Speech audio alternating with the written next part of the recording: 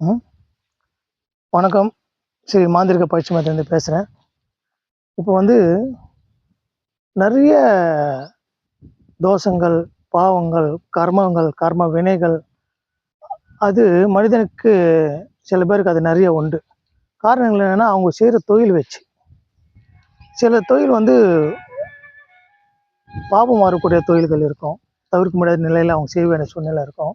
அந்த பாவம் போக்கிக்கவும், அந்த தோஷ பரிகாரம் பண்ணவும், சிவன வந்து பூஜிச்சு, சிவலிங்கத்த வந்து வில்வம் இலையால பூஜிச்சு அந்த வெளியூர்ல அர்ச்சனை பண்ணோம்னு சொன்னா, அவங்க வந்து சில சாபங்கள், தோஷங்கள் விலகி, அவங்களுக்கு நல்ல வாழ்க்கை, குடும்ப வாழ்க்கையில வந்து நல்ல வாழ்க்கைய கொடுக்கும். ஏன்னா, அந்த தோஷங்களாலும், கர்ம வினையால தான் குடும்பம் கெட்டு போயிடுது.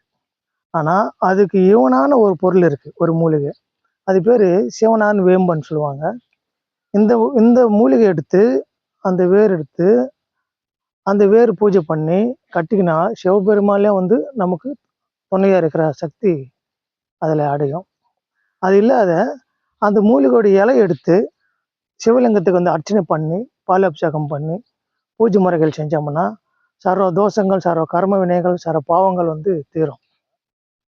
இதில இந்த சிவனார் வேம்பு வச்சு சகல தேவதையும் வசியப்படுத்தலாம்.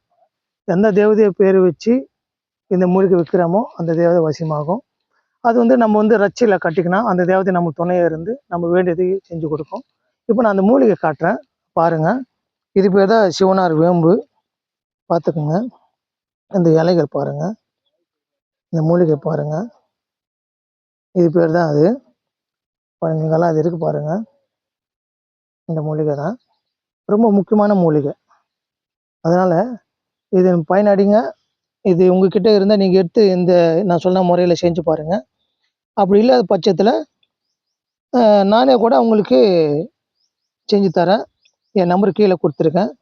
என் நம்பர் தொடர்பு கொண்டு உங்க பிரச்சனை சொன்னீங்கன்னா, அதுக்கேத்த மாரி நான் செஞ்சு குடுக்குறேன். சரிங்களா? ஓம் நமச்சிவாய!